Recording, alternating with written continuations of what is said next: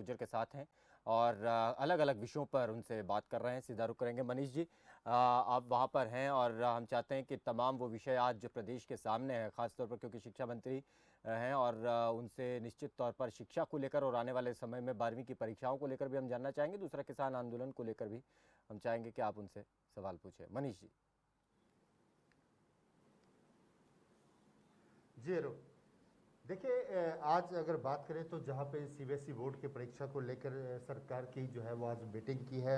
शिक्षा मंत्री कंवरपाल गुर्जर ने मीटिंग ली है अधिकारियों के साथ और वो देखा जाएगा कि आखिरकार उस मीटिंग में क्या क्या फैसले हैं, वो भी चर्चा करेंगे इनके साथ। लेकिन सबसे पहले जो बात है वो आज किसान जो है 6 महीने से दिल्ली बॉर्डर पे, अलग अलग बॉर्डर पे धरना प्रदर्शन पे बैठे हुए हैं और आज काला दिवस के रूप में, आज की तारीख को काला दिवस के रूप में मनाया जा रहा है किसानों के द्वारा। हमारे साथ कंवरपाल गुर्जर हैं, शिक्षा मंत्री हैं, वन मंत्री हैं और बेबाक बोलते भी हैं। इनसे जानेंगे कि आखिरकार काला दिवस क्यों। सर नमस्कार। जी नमस्कार। किसान काला दिवस मना रहा है, 6 महीने हो गया किसानों को बैठे हुए। आखिरकार किसानों को काला दिवस क्यों मनाना पड़ रहा है? ये तो किसान ही बता सकते हैं कि वो काला दिवस क्यों मना रहे। मुझे तो कोई लगता नहीं कोई इस प्रकार का कारण हो। जहां तक ये आंदोलन है इसका ही कोई औचित्य नहीं है, ना कोई कारण है आंदोलन का इसका। अब ये कहते हैं कि जो 3 कानून हैं वो वापस लेके आओ क्योंकि वो काले हैं। तो बार बार केंद्र सरकार ने समझाया कि आप ये तो बता दो काले हैं कैसे।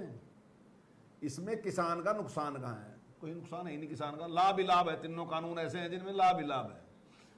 एक आदमी को ऑप्शन दी कि आप मंडी में अपना अनाज बेचते हो, तो एक ऑप्शन उसमें दी कि अगर आप बाहर बेचना चाहो तो सरकार की तरफ से कोई रोक नहीं, आप बाहर भी सेल कर सकते हो। पहले ऐसा करने में कई बार अधिकारी परेशान करते थे, तो छूट दी। लेकिन ऐसा नहीं कहा कि आपको जरूर शेयर करना। आप मंडी में चाहो बेचना मंडी में बेच लो, बाहर बेचना चाहो बाहर बेच लो। कॉन्ट्रैक्ट फार्मिंग पहले भी चल रही थी। सरकार ने कुछ ऐसे नियम बना दिए जो किसान के हित के हैं। मान लो अगर वो कॉन्ट्रैक्ट तोड़ना चाहे बेचना, तो उसको राइट दे दिया कि तोड़ना चाहे तोड़ सकता है। अगर किसी कारण से प्राकृतिक विपत्ति के कारण कोई ऐसी आई कि पाड़ा पड़ गया, ओले पड़ गए, फसल नष्ट होगी, तो उसको ऑप्शन दिया कि उसको उसके लिए फाइन नहीं देना पड़ेगा।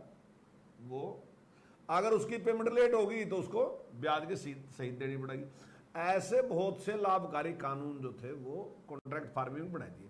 पर कॉन्ट्रैक्ट फार्मिंग जरूरी नहीं, किसान चाहे तो ना लो करो कॉन्ट्रैक्ट फार्मिंग। अब ये कह रहे कि उस पर कब्जा कर लेगा। अब कैसे कर लेगा? मैं दावे के साथ कह रहा कि अगर मैं कॉन्ट्रैक्ट फार्मिंग नहीं करता तो उस स्थिति में तो शायद आप मेरी जमीन खरीद भी सको। लेकिन अगर मैं कॉन्ट्रैक्ट कर लूं, उस टाइम जब तक मेरा कॉन्ट्रैक्ट रहेगा आप कर ही नहीं सकते जमीन पर कब्जा। किस तरीके से आप खरीद भी नहीं सकते मेरी जमीन में, चाहे आप मेरे तक करोड़ों रुपए दे दें। लेकिन कानून में यह प्रावधान है कि आप मेरी जमीन तब तक नहीं खरीद सकते जब तक आप मेरे साथ कॉन्ट्रैक्ट कर रहे हैं, कर नहीं सकते। तो इसलिए जो कानून है पूरी तरीके से किसान के फेवर के हैं। अब जो किसान के फेवर की चीज है उसके खिलाफ लेके चले गए। अब नरेंद्र मोदी जी ने कहा कि भाई हम 6,000 रुपए प्रत्येक किसान के अकाउंट में डालेंगे हर साल। अब इन्होंने साहब उसका भी एक बार तो विरोध शुरू कर दिया। अब कहने लगे अपने 6,000 वापस लेते जाओ। बिल्कुल सही बात है, जो बड़े किसान हैं उनके लिए 6,000 रुपए कोई वैल्यू रखते हैं। लेकिन देश में 80% से भी ज्यादा जो किसान है वो 2-2.5 एकड़ की जोत से छोटा किसान है, उसके लिए तो वैल्यू रखता है।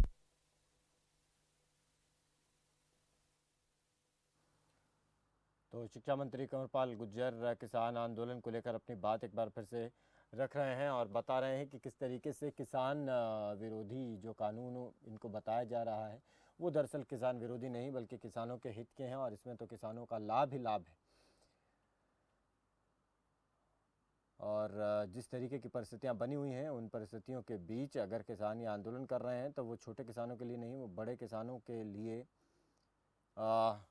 जो है चीज़ें भले ही सही ना हो, लेकिन ज़्यादातर जो छोटे किसान हैं उनके लिए परिस्थितियों को सही करना और फ़ायदे की स्थिति में लेकर के जाना ही सरकार की प्राथमिकता, उसी के लिए सरकार काम कर रही है। बड़ी तो इसने जितनी भी जिन्स है वो ज़्यादा खरीदी। चाहे गेहूं देख लो, इन्होंने ज़्यादा खरीदी पहली सरकारों से। चाहे आप धान देख लो, ज़्यादा खरीदा उसने। और चाहे रेट के मामले में देख लो, रेट भी औसतन पिछली सरकारों से ज़्यादा बढ़ा कर दिए। और सबसे बड़ा विरोध कहां कर रहे हैं? अगर आप देखो तो सबसे ज्यादा अगर विरोध कहीं है तो वो सरकार का विरोध है हरियाणा में। तो हरियाणा में क्यों कर रहे विरोध? क्योंकि हरियाणा सरकार ने 2 फसलें नहीं खरीदी, और भी फसलें खरीदी, कुल मिला के 9 फसलें खरीदी। हरियाणा सरकार ने बाजरा खरीदा, बाजरा ना तो पंजाब ने खरीदा और ना ही राजस्थान ने खरीदा। हरियाणा सरकार ने सरसों खरीदी, ना पंजाब ने खरीदी ना राजस्थान ने खरीदी। हरियाणा सरकार ने चना खरीदा, हरियाणा सरकार ने मूंग खरीदी, हरियाणा सरकार ने सूरजमुखी खरीदी और भी मक्का खरीदी। और उसके बाद विरोध किसका? हरियाणा सरकार का। हरियाणा सरकार ने भावांतर भरपाई योजना दी कि अगर आपकी सब्जी के रेट कम हो जाए तो हम एक रेट निश्चित कर रहे, जो आपकी उत्पादन लागत कम से कम उतना तो हम आपको देंगे। ऐसा स्थिति नहीं बढ़ने देने के कि आपको इतना बड़ा नुकसान हो। तो सरकार ने निर्णय लिया। ऐसी सरकार केवल और केवल हरियाणा सरकार है जो भावांतर भरपाई योजना ने जिसने चलाई, और किसान को अगर कोई घाटा पड़ा तो उसको देने का जो काम किया वो हरियाणा सरकार ने किया। तो विरोध किसका कर रहे हैं? हरियाणा सरकार का। हरियाणा सरकार ने क्या किया? एक मुश्त योजना दी कि जो भी किसान अगर एक बार में सारा पैसा दे दे जो उसने कर्ज लिया तो हम सारा ब्याज छोड़ देंगे। अब तक हरियाणा सरकार ने 1000 करोड़ से ज्यादा का ब्याज माफ कर दिया। लेकिन विरोध किसका कर रहे हैं? हरियाणा सरकार का। हरियाणा सरकार ने स्कीम दी कि भाई अगर आपका बिजली का बिल कितना भी है, चाहे भले ही और कितना ही पुराना बिल है, अगर आप मूल जो उसकी राशि है जो आपने बिजली खर्च करी केवल वही अगर आप दे दोगे तो हम सारे जितने भी फाइन वगैरह है वो और जितने भी इंटरेस्ट है सारे माफ कर देंगे। लेकिन विरोध किसका कर रहे हैं? हरियाणा सरकार का। यानी कि जो किसान के लिए जो अच्छा काम जिस सरकार ने किया तो ये सारे के सारे उसके, मैं दावे के साथ कह रहा और मैं चैलेंज करके बात कह रहा कि दुनिया की किसी एजेंसी से इसकी जांच करा लो। अगर कोई भी दुनिया की एजेंसी इसको किसान आंदोलन मान ले तो जो मर्जी सजा दे दो आप हमें, क्योंकि कोई दुनिया की एजेंसी इसको मान नहीं सकती कि ये कहीं से भी कहीं एक पॉइंट इसका किसान आंदोलन का है। ये कहीं किसान आंदोलन नहीं है, ये केवल और केवल पॉलिटिकल मामला है, सिर्फ और सिर्फ राजनीतिक मामला है। अगर ये किसान का आंदोलन होता तो ये पंजाब में होता, अगर ये किसान का आंदोलन होता तो राजस्थान में होता जहां किसान का शोषण लग रहा हो। ये हरियाणा में नहीं होता, बल्कि हरियाणा की सारे किसान जय जयकार करते और उनसे कहते, जबकि स्वयं पंजाब का उसकी सरकार का मंत्री ये बात कह रहा कि आप हरियाणा को देखो, वो किसान के लिए क्या कर रहा, जैसे वो खरीद कर रहा आप ऐसे खरीद करो। इनकी उनकी सरकार का मंत्री कह रहा, लेकिन ये जो से हैं ये सारा दिन हरियाणा सरकार की आलोचना कर रहे हैं। ये कह रहे हैं कि भाई इसने, और आप ये तो देख लो, मतलब आंदोलन तो किसान का है लेकिन क्या कर रहे हैं? लॉकडाउन का विरोध कर रहे हैं कि भाई लॉकडाउन लेने देंगे, लॉकडाउन का विरोध कर, इसका किसान से क्या लेना देना है? दूसरा, अब कोरोना काल है, अब ये क्या अफवाह फैला रहे कि कहीं कोरोना है ही नहीं, केवल और केवल अफवाहें हैं, ये गलतफहमी कर रहे हैं। यानी कि नुकसान किसका कर रहे हैं? प्रदेश का भी नुकसान कर रहे हैं, और सबसे पहले नुकसान अपने ही लोगों को कर रहे हैं, जो भोले भाले लोग इनके कहने से वहां आएंगे उनका नुकसान लग रहे हैं। और उसके बाद लॉजिक क्या दे रहे कि किसान को कोरोना नहीं होता। जब हमने कहा टेस्ट करा लो, बोले टेस्ट करवाते नहीं, तो ये कैसे पता चलेगा कि कोरोना हो नहीं हो? अब उसको कोरोना आ गया, वो घर चला गया, उसकी पत्नी को भी हो गया, उसके बच्चों को भी हो गया, गांव में भी और लोगों को हो गया। और जब ये कोरोना के केस बढ़ने लगे, और एक गांव जो रोहतक के पास है जिसका गुरनाम सिंह चढ़ूनी ने जिक्र किया, मैं उसके बयान भी बात कह रहा, उस गांव में 65 लोग कहा उसने मर गए, लेकिन उसने कहा कि जिनकी डेथ हुई ना वो कोरोना से नहीं, वो G5 की वजह से है, क्योंकि वहां G5 के टावर लगे थे। तो भाई G5 के टावर तो देश में कितनी जगह लगे होंगे, तो एक किले गांव में क्यों, या टिटोली गांव है तो वहीं क्यों डेथ हुई? तो ये झूठ बकाने का काम कर रहे ताकि लोग भिड़ जा, जहां टावर लगाएंगे उनके साथ लड़ना सके। वास्तविक जिम्मेदार जो है ये लोग हैं। और मैं आपके चैनल के माध्यम से अपने भाइयों से ये बात कहना चाहूंगा कि बहकाने वाले लोग हैं, बिल्कुल भी इनके बहकावे बनाएं, इनकी वजह से ना करें, क्योंकि ये वास्तविकता में दोस्त नहीं बल्कि आपके दुश्मन है, और दुश्मनी करके दोस्ती दिखाने का प्रयास कर, कोई आपके साथ दोस्ती नहीं है, ये आपका नुकसान करना चाह रहे। और निश्चित तौर से नियमों का पालन करो। और ये सरकार 100% किसान हितैषी है और किसानों के लिए काम कर रही। और निश्चित तौर से जो नरेंद्र मोदी जी ने कहा कि हम आमदन दोगुनी करना चाहते हैं, तो हम उसमें लगे भी हैं और निश्चित तौर से दुगनी करेगी भी, किसान की आमदनी को दुगनी करेगी, और ये सबसे अच्छी किसान हितैषी सरकार है, मेरा मानना ये है। लेकिन दूसरी तरफ देखा जाए तो बॉर्डर पे जो किसान बैठे हुए हैं उसके कारण आर्थिक व्यवस्था वहाँ पे सोनीपत जिला की बात करें तो वहाँ उद्योग की हालत जो है वो खराब है, स्कूलों की बात करें तो वहाँ पे डिस्टर्बेंस नहीं है। कहीं न कहीं इस सरकार की कई दौर है वो लगातार चलता रहा, लेकिन अब अचानक 3-4 महीने से जो है बातचीत का दौर भी बंद हो गया। आखिरकार इस आंदोलन जो है वो किसान ये चाहता है कि बातचीत जो है वो फिर से दोबारा से बातचीत हो और बातचीत का नतीजा निकले और हमारी जो मांग है उस मांग को पूरा करे सरकार, ताकि हम अपने घर पे जाएं, हम अपने कारोबार को देखें, अपनी खेतीबाड़ी को देखें। सरकार ऐसा क्यों नहीं कर रही? देखिए, सरकार ने 12 बार बातचीत की। अब बातचीत का अर्थ ये होता है कि आप कोई खामी गिनाएंगे। पंचायत में क्या होता है कि दोनों पक्ष अपनी बात रखते हैं, जो बीच का व्यक्ति है वो फैसला करेगा। आप अपनी बात रखोगे, दूसरा अपनी बात रखेगा, जिसने फैसला करना वो फैसला करेगा। ये तो अपनी अपनी बात रखा, दूसरा कोई बोला कम बहुत इस प्रकार से खराब रखा। जहां तक बातचीत है तो इनका फैसला क्या है कि ये कहते हैं कि तीनों कानून रद्द कर दो। तो भाई तीनों कानूनों में कोई कमी है तभी तो रद्द करें। अब आपके कुछ लोगों के कहने के से अब सारे किसानों को नुकसान कैसे कर दें? अरे 19 साल लगे ये कानून बनने में। अटल बिहारी वाजपेयी ने 2001 में इसकी शुरुआत की थी, और ये कानून कोई हमने नहीं, उस टाइम पार्लियामेंट ने शुरू किए। उसके बाद 10 साल कांग्रेस का राज रहा, उसके बाद सारे स्टेटों में गए, सारे स्टेटों ने इसके ऊपर विचार किया, फिर स्टेटों ने पास करके सेंटर के पास भेजे, फिर सेंटर की कमेटी ने इसमें विचार किया, सारी पार्टियों की जो थी एक कमेटी बनी, उसने सारियों ने विचार कर, उन सब ने विचार करके कहा कि ये एक परिवर्तन आना चाहिए, नहीं तो जिस प्रकार के हालात देश में बन रहे हैं उस प्रकार से किसानी से मोह भंग होता जा रहा, आने वाली जो नस्ल है उसका मोह भंग होता जा रहा। तो इसमें कुछ परिवर्तन करने की जरूरत है, और उन्होंने सुझाव दिया कि ये परिवर्तन होने चाहिए। इससे हमें लगता है इससे किसान की रुचि उसमें बढ़ेगी, उसकी आमदन बढ़ेगी, तो आने वाले टाइम में उनके बच्चों की रुचि बढ़ेगी। तो उसलिए बनाए थे। अब ये कहेंगे उन कानूनों को रद्द करो, या तो ये खामी बताएं उन कानूनों में। मैं दावे के साथ कह रहा, अभी हमारी पास विधानसभा के सेशन था, कांग्रेस इनका समर्थन कर रही है, तो कांग्रेस ने बताना चाहिए था ना क्या खामी है, बता नहीं सके कुछ। रणबीर सिंह का आदि आने लगे गैर जमीन के ऊपर कब्जा कर लेंगे, हमने कहा बताया तो दो कैसे कर लेंगे, लेकिन बता नहीं सके कुछ नहीं। कह रहे कि मंडी समाप्त हो जाएगी, बताया तो दो मंडी कैसे समाप्त होगी, कोई बात नहीं ऐसे। तो इनका कोई आज तक एक भी बात को ना ये समझा सके, ना बता सके, ना ही इस कानून में कोई खामी है। ये केवल और केवल इनका स्टंट है, इस प्रकार का कुछ नहीं है। और मैं फिर आपके चैनल के माध्यम से अपने किसान भाइयों से निवेदन करूंगा कि इनके बहकावे में बिल्कुल ना है। सारे के सारे कानून जो है किसान हितैषी है, सरकार किसान हितैषी है। राकेश टिकैत का कहना है कि उत्तर प्रदेश में पंचायती चुनाव में बीजेपी को उसकी औकात दिखा दी गई, हरियाणा में भी बीजेपी को उसकी औकात दिखाई जाएगी।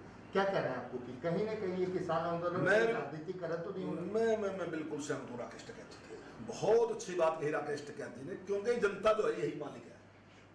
आप इसके ऊपर विश्वास करो, मैं भी कह रहा हूँ इसके ऊपर विश्वास करो, और मैं चुनूंगी कह रहा इसके ऊपर विश्वास करो। तो जब चुनाव होगा या जनता फैसला कर देगी। आप फिर ऐसे क्यों कर रहे हैं? आप एक पार्टी को बोल लेंगे, एक साइड एक बोल रहे, आप जिस प्रकार का झगड़े का माहौल बनाने लग रहे, जहां जो वहीं आप झगड़ा करने का माहौल बना दे, कानून व्यवस्था आपने खराब करने का काम कर दिया। अभी आपने नहीं कहा कि इंडस्ट्री वहां बंद होगी, स्कूल डिस्टर्ब हो रहे। अब आज मैंने देखा 3000 या 3500 करोड़ रुपए का नुकसान दिखा रहे, वहां गया, वहां का इंडस्ट्रियलिस्ट उजड़ गया, मजदूर वहां का उजड़ गया। तो ये सारा का सारा करने की जरूरत नहीं। बिल्कुल बिल्कुल राकेश टिकैत जी को भी चुनाव लड़ना चाहिए, और राकेश टिकैत जी ने जिस पार्टी का समर्थन करना उस पार्टी का समर्थन कर दे। अपनी पार्टी बनाएगा लड़ना, अपनी पार्टी। चुड़ुन्नी साहब भी अपनी पार्टी बनाएगा लड़ना, और मेरा तो ख्याल है उन्हें अपनी पार्टी बनानी चाहिए, क्योंकि देश में तो किसान की संख्या बहुत बड़ी है। तो निश्चित तौर से आने वाले टाइम में तो राकेश टिकैत जी देश के प्रधानमंत्री बन जाएंगे, या चुड़ुन्नी साहब यहाँ के मुख्यमंत्री बन जाएंगे। तो जरूरत ही क्या है, उस टाइम सारा चेंज कर दिया ना, जो कुछ करेंगे। चुड़ुन्नी साहब ने इलेक्शन लड़ा था, वोट पता कितने पड़े थे? 1300 कुछ वोट है MLA के चुनाव में। अपने बूथ है 138 139, अभी गूगल पर चेक करो, एक वोट है, सिर्फ एक वोट। और राकेश टिकैत जी ने चुनाव लड़ा था, उनकी लिखनी थी 9400 कुछ। जो जीतने वाला कैंडिडेट था उसकी थी 5 लाख 5.5 लाख। टोटल वोट पोल हुई होगी 12 लाख। मतलब आप ये देखो कि 1% वोट भी नहीं, 1% वोट नहीं पड़ रही जिनकी, और वो बात कह रहे, मैं भी उनसे यही कह रहा कि ये पावर जो इस देश की जनता ने दी, जिसको पावर दी वो उसके फैसले कराना। जिस दिन आपको पावर दे देगी देश की जनता, उस दिन आप फैसले करिए, आप अपने हिसाब से जिस प्रकार से चलाओगे। तो मैं इसका समर्थक हूँ, मैं इसके खिलाफ नहीं हूँ बिल्कुल। अगर उन्हें लगा कि भाई जनता ने उसको कर दिया तो वो जनता के बीच में जाए, पता चल जाएगा। यानी आपका साफ साफ कहना है कि 6 महीने हो गया, आज काला दिवस किसान मना रहा है, लेकिन ये जैसे मर्जी करे, किसी कानून बिल जो है वो वापस नहीं लेगी सरकार। नहीं, अच्छी सेवा पानी चल रही, ठीक ठाक है, क्या जरूरत है वापस जाने की, ये ठीक रहो। मैंने एक सरदार जी, एक नौजवान लड़का था, तो उसका मैंने एक देखा था, वो आपका इस पे ये रहता, तो उसने कहा कि भाई किसानों के बारे में बोले, अभी बिल्कुल ही चलते हैं यहाँ से, चाहे मोदी हमारी सारी बातें मान ले। अगर मोदी जी हमारी सारी बातें मान लें, जब भी जाएंगे, देखो तुम्हारे कहे थे बेबे चाय ले जाकर देती, यहाँ तो कहना भी नहीं पड़ता, उससे पहले चाहे आ जाओ, उससे पहले खाना जा, उससे पहले सारी चीजें आ जा, तो आने की जरूरत क्या है वहां से? कोई जरूरत नहीं आने की, ठीक ठाक चल जाएगा प्रोग्राम। तो ये उस प्रकार की सोच है, और ये केवल और केवल पॉलिटिकल है, कुछ पॉलिटिकल लोगों को लाभ देने के लिए किया जा रहा। और आपने व्यवहार से भी देख लिया होगा कि किस प्रकार का व्यवहार है, किस प्रकार से राकेश टिकैत जी कुछ लोगों की टोपी ठीक करा, कुछ लोगों को गले से किस प्रकार से लगावा, और कुछ लोग जो अच्छा काम कर रहे हैं उनके लिए किस प्रकार के शब्दों का प्रयोग कराने, सारे के सारे लोग। उससे साफ पता चला कि इनका उद्देश्य क्या है, किस चीज को लेकर चल रहे, किसान से कोई लेना देना। अब बात करते हैं शिक्षा विभाग की। सीबीएसई बोर्ड की जो मीटिंग थी, आपने उसके बाद आज अधिकारियों की बैठक ली है, क्या 12वीं का परीक्षा को लेकर कोई निष्कर्ष निकाला? नहीं, देखिए 12वीं की परीक्षा के बारे में जो भी सेंट्रल गवर्नमेंट जो भी आदेश देगी, जिस प्रकार का भी उसका सुझाव होगा, वो सीबीएसई का जो फैसला करेगी उससे मिलता जुलता फैसला हम भी करेंगे। अगर वो 3 घंटे का पेपर करेगी तो हमने 3 घंटे का सुझाव दे दिया, हम लेने के लिए तैयार हैं। लेकिन अगर वो टाइम को कम करना चाहेगी तो हम भी टाइम कम उसी प्रकार से कर देंगे। जब भी वो कोई डेटें निश्चित करेंगे उसके आसपास हम भी डेटें निश्चित करेंगे। हमारे यहाँ कुल मिलाकर ठीक ठाक है, और मुझे पूरी उम्मीद है कि जब तक परीक्षा लेने का टाइम आएगा तब तक कोरोना लगभग यहाँ पूरी तरीके से कंट्रोल में जाएगा। कहीं वैसी स्थिति कोई रहने वाली है नहीं, ऐसा मेरा विश्वास है। वैसे कुछ लोग कह रहे कि भाई तीसरी वेव भी आएगी, पर मेरा कहना ये है कि तीसरी वेव का मैं इंतजार नहीं कर सकता। अगर तीसरी वेव आएगी तो निश्चित तौर से जो निर्णय आज लिए इनको बदल देंगे। हमारे लिए बच्चों का स्वास्थ्य नंबर 1 पे है, वो ठीक रहना चाहिए, उसके लिए हम पूरा अपना प्रयास है हमारा, और हम उसके लिए वचनबद्ध हैं। लेकिन हम उसका इंतजार नहीं कर सकते, वो आएगी जब आएगी, अभी हम तैयारी करेंगे। अगर वो आएगी तो चेंज कर देंगे, नहीं आएगी तो बच्चों के पेपर ले लेंगे। क्योंकि बच्चों में भी बड़ा तनाव है इसकी वजह से, वो रोजाना सोचते हैं कि भाई कैसे पेपर होगा, क्या होगा, होगा नहीं होगा, क्योंकि उनका पूरा विषय के ऊपर डिपेंड करता है। +2 का ये जो क्लास है बहुत इंपॉर्टेंट क्लास है, जिसने जहाँ भी जाना, कहीं भी एडमिशन लेना, उसने चाहे उसने लॉ करनी, चाहे उसने बीटेक करनी, चाहे उसने साइंस साइड में जाना, चाहे और कहीं भी जाना, जो भी उसने करना, चाहे उसने बीएड करनी, और भी दूसरे भी बीएड तो नहीं करे, बीएड तो बीए के बाद ही करेगा, पर और दूसरे जो भी और सकते हैं, तो वो सारी जगह जाने के लिए उसको यही क्लास है जहाँ से वो शुरू करेगा। तो उसके लिए बहुत महत्वपूर्ण है। तो मैं समझता हूँ कि मतलब ठीक टाइम पर हम निर्णय लेकर इसको इम्प्लीमेंट करते हैं तो बच्चों को भी अच्छा लगेगा, खुशी। एक आखिरी सवाल आपसे, अगले हफ्ते 31 मई के तक आपने छुट्टियों का घोषणा की होगी, और आज के हालात को देखे क्या ये छुट्टी जो है वो आगे बढ़ाई जाएगी या रेगुलर क्लासेज स्टार्ट की जाएगी? नहीं, अभी तक रेगुलर क्लास शुरू करने का कोई हमारा निर्णय नहीं है। जब तक कोरोना और अच्छी तरीके से कंट्रोल में आता है तब तक स्कूल खोलने के बारे में सोच नहीं सकते। हम थोड़ा और टाइम लगेगा, हालांकि अब काफ़ी अच्छी स्थिति है, पर ऐसी अच्छी स्थिति नहीं है कि हम स्कूल खोल लें। स्थिति अच्छी है, अब हम बहुत अच्छे उसमें है गए, यानी कि हमारे पास ऑक्सीजन सरप्लस है, फालतू है, हमारे पास बेड फालतू हैं, हमारे पेशेंट बहुत बड़ी संख्या में घटने लग रहे हैं। लेकिन इस स्थिति में नहीं है कि हम स्कूल खोलें। अब स्कूल बिल्कुल नहीं खोलेंगे, अभी और ठीक हो जाने दो, जब एकदम पूरा ठीक तरीके से कंट्रोल हो जाएगा और अभिभावक को भी लगेगा कि हाँ बच्चे सुरक्षित हैं, और हमें भी लगेगा कि हमारे बच्चे सुरक्षित हैं, तभी स्कूल खोलेंगे। अब स्कूल खोलने का कोई इरादा नहीं। बहुत बहुत धन्यवाद जनाब। तो दरअसल ये हमारे साथ शिक्षा मंत्री कंवरपाल गुर्जर थे, और काला दिवस एक तरफ किसान मना रहा है तो उसको लेके इनका कहना है कि ये किसान काला दिवस मना रहे हैं, लेकिन अगर कृषि कानून की बात की जाए तो कानून सही था, सही है, और इसको बदलने या रद्द करने की कोई सवाल ही नहीं पैदा होता है। वहीं पर राकेश टिकैत और गुरनाम सिंह चूडनी के ऊपर अगर हम बात करें तो तंज कसते हुए उन्होंने कहा कि उन्होंने पहले भी चुनाव लड़ा है और चुनाव में कितनी वोट उनको मिली है, क्योंकि किसानों का नेता थे, किसानों ने कितना वोट दिया है वो उनको बखूबी पता है। अच्छा होगा कि वो अपनी पार्टी बना के चुनाव लड़े। वहीं शिक्षा की बात करें तो शिक्षा में इनका कहना है कि 31 मई की तक जो छुट्टी का फैसला है वो दरअसल आगे बढ़ेगा, क्योंकि हालात अभी कंट्रोल में है, लेकिन ऐसे हालात नहीं है कि स्कूल को खोला जाए। 12वीं की परीक्षा जैसा सेंट्रल गवर्नमेंट आदेश करेगी उस हिसाब से हरियाणा सरकार पूरी तरीके से तैयार है। Over to you Arun. कुल बहुत शुक्रिया मनीष इस पूरी जानकारी और इस पूरी बातचीत के लिए। तो ये बड़ी खबर हम अपने तमाम दर्शकों को बता दें। खबर फास्ट पर बोले शिक्षा मंत्री कंवरपाल गुर्जर और इस विशेष और खास बातचीत में उन्होंने कई विषयों पर अपनी बात रखी। खासतौर पर किसान आंदोलन पर उन्होंने ये बहुत बड़ा बयान दिया और कहा कि आंदोलन का कोई औचित्य नहीं है। इसके अलावा उन्होंने ये भी कहा कि दुनिया की कोई भी एजेंसी इसकी जांच कर ले और बता दे कि ये किसान आंदोलन है। ये किसान आंदोलन है ही नहीं, ये केवल राजनीति से प्रेरित एक आंदोलन है, राजनीतिक आंदोलन है। अगर किसान आंदोलन होता तो यहाँ पर किसान होते। ये बातें उन्होंने कही हैं और इसी तरीके से आज किसानों के आंदोलन को लेकर एक बार फिर से उन्होंने अपनी बात कही और तंज कसा। उधर दूसरे किसान नेताओं को लेकर भी उन्होंने अपनी बात कही है, उन पर भी तंज कसा है। और सबसे खास बात उन्होंने कोरोना काल में 12वीं की जो परीक्षा है उसको लेकर क्या सरकार फैसला ले सकती है, इस पर उन्होंने बात रखी। आज बैठक भी होनी है और आने वाले समय में 30 तारीख तक, क्योंकि 30 मई तक का जवाब देने का समय जो है केंद्र सरकार की तरफ से राज्य सरकारों को दिया गया है। राज्य सरकारें अपना जवाब तैयार कर रही हैं और उसी पर कंवरपाल गुर्जर ने भी ये बात जानकारी दी और बताया कि हम तीसरी वेव का इंतज़ार नहीं कर सकते, हम अपने स्केड्यूल बना देंगे एग्ज़ाम को लेकर, क्योंकि 12वीं की परीक्षा बेहद ज़रूरी है और इसी परीक्षा के आधार पर छात्रों को अपना आगे का भविष्य जो है वो तय करना होता है और किसे किस फील्ड में जाना है, किस दिशा में उसे अपनी पढ़ाई को आगे जारी रखना है।